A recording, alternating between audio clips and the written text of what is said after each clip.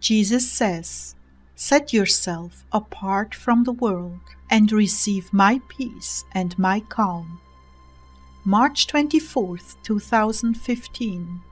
Words from Jesus to Sister Clare, spoken by Jackie.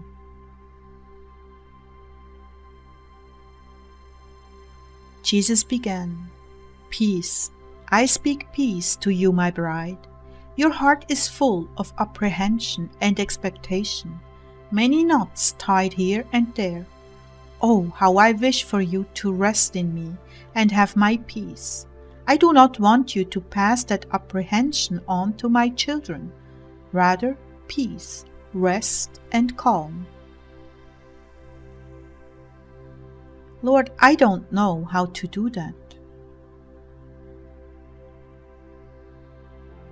Well, when I hold you in my arms, you let out deep sighs, and my peace, flowing like a river from within me, finds its place in you. And then you bring that peace to my children. That is why this time is so very important to me, to us, before you write. What are you feeling right now? Peace? That's exactly right. This peace and calm is from me. Each day you need to function more and more on this level, because I will use you to minister peace. This is important to me.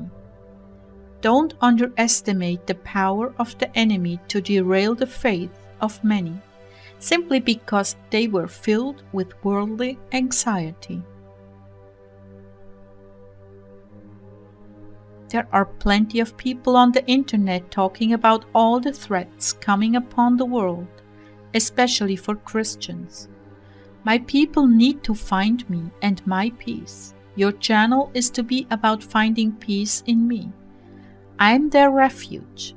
Come to me and be enveloped by me. Rest in me. Clare, they are troubled by so many things. Decisions, fears, apprehensions. Will I suffer? I cannot promise that this time will be free of all suffering. Every day has its issues, but I can promise that they shall not feel my wrath. They will be taken before that happens. But you know how you get tied up in knots over doing this or doing that, and things seem so complicated. Sometimes you have to fight your way out of a web just to be here with me.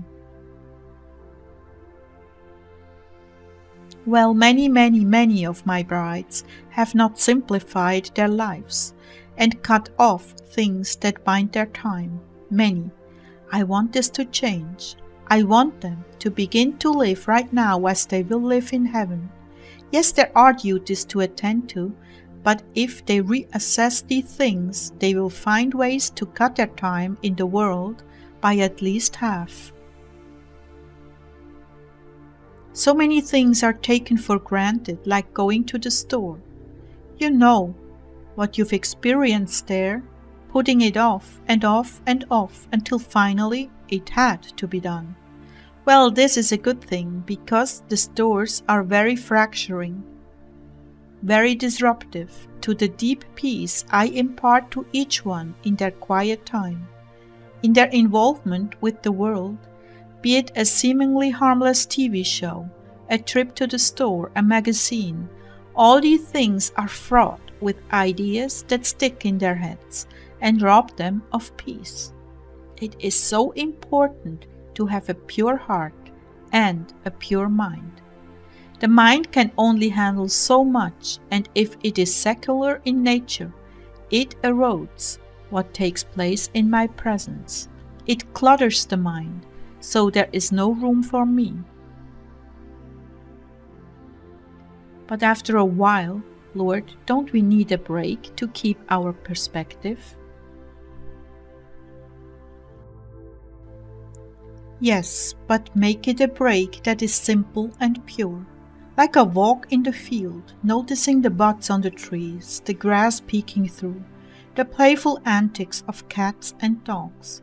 Don't trouble yourselves with long-distance planning.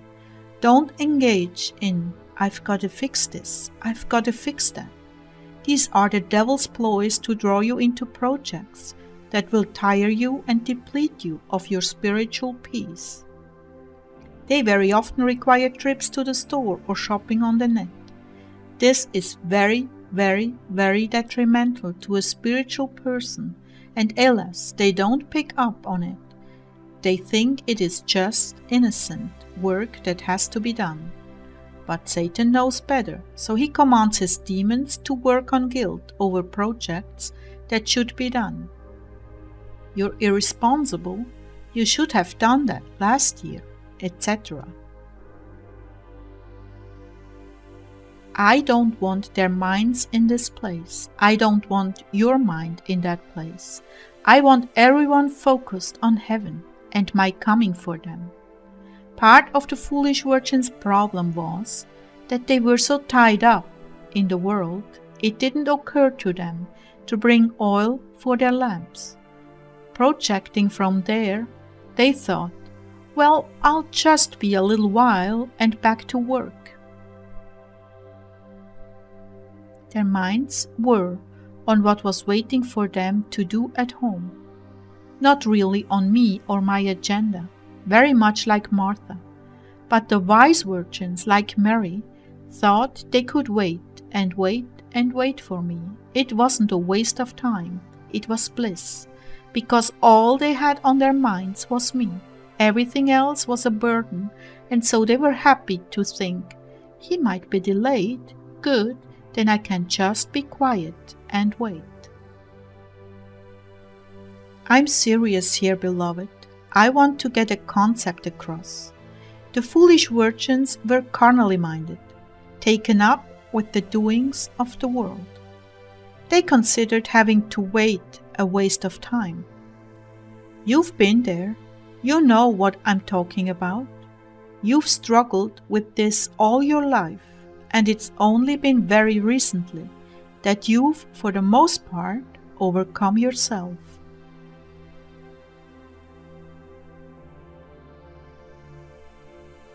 That's very, very true. I used to look forward to springtime, planting, gardening, making things nice, but now I put it off because I'm so involved in ministry with you. That's all I care about. Going to the store is something I hate, to a fault, I'm afraid.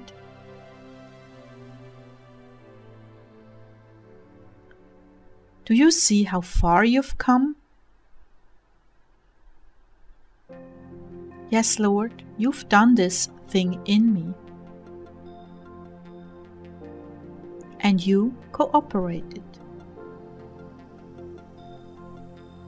Well, I can see one thing that the enemy has tried to drag me into, spring cleaning projects and getting deeper into cleaning, etc. And somehow I've managed to suppress that urge. I've been watching over you and helping you recognize the traps. Yes, indeed, they are traps.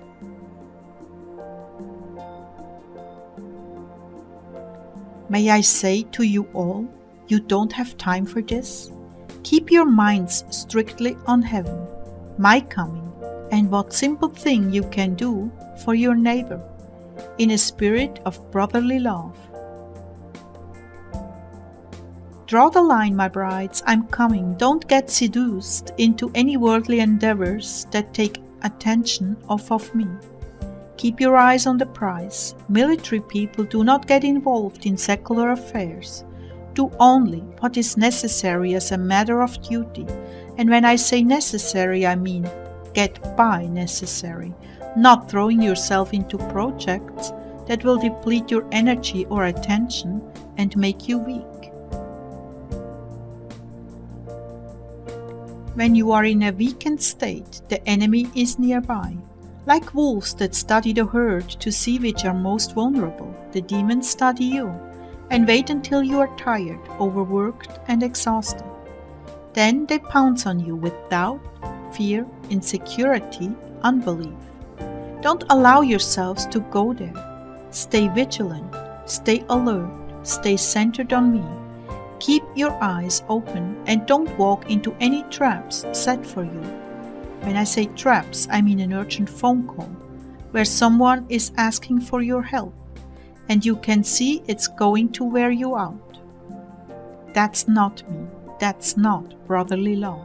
That's demonic, luring you into being worn out so in your weakened state they can tempt you to sin.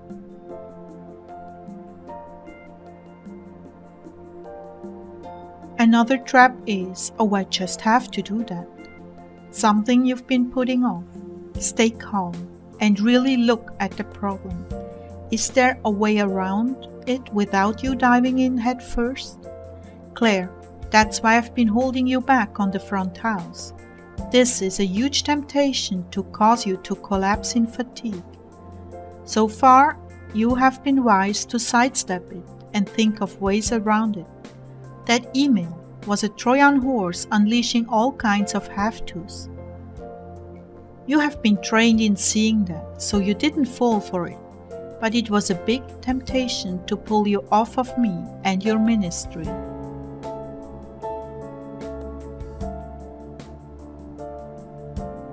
You stayed calm and deliberate. That's what I'm talking about, my brides. Stay calm and deliberate. Assess the situation and do only what is absolutely necessary. Make sure it's not a trap that will suck the life out of you and throw you away from prayer. Right now, none of you can afford to drift off. I need your full attention on me. I will help you. You are not alone. My spirit will whisper in your ear, don't do it. And you will feel a check in your spirit. Obey that. Do not toy with the idea. Follow what you know is my path. In the world, there are endless invitations to get this or that done. Don't be foolish. Let the world bury the world, but you follow me. I'm with you, my brides. Time is wrapping up. I'm coming. Don't collapse in worldly fatigue on your doorstep. Stay vigilant and save your time and energy for me and me alone. You will never regret it.